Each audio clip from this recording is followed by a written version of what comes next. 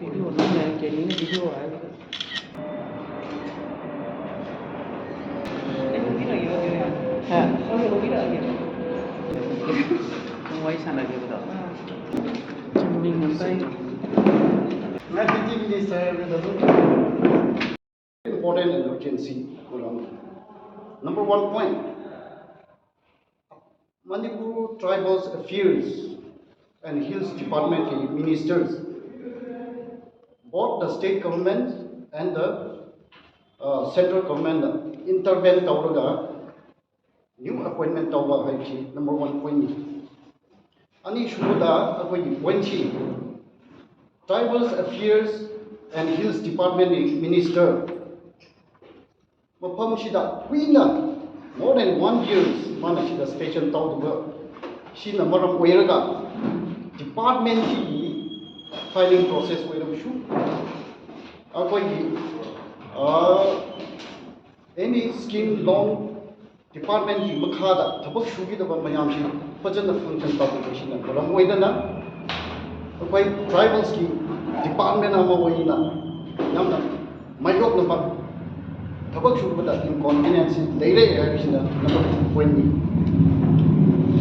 why how chiba 2023 May da akoi state government state sida Manipur state sida law and order patabala maram oiraga akoi tribal minister ji sida station tawala ba hd akoi da mak yang shogi maram di Karino Hairandi, tribal community have seen not only our Kuki brothers and sisters, we Naga also the tribals, and the majority community of the tribals is Naga.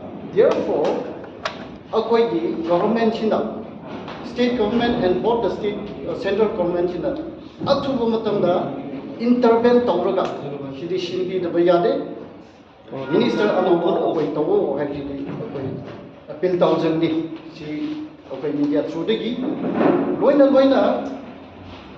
ngachi Manipur Naga Youth Organization china press conference dawe hairaga any political party da okay any individual da okay against government but in the interest of tribal community as a whole both the parties ne yawa asi athuba matamda state government amashung central government yauraga intervene tawra si tugum tam new minister chi appoint tawbiu hai si appoint Manipur Naga Youth Maikei digi appeal tawjamni si hai ga tension thank you very much.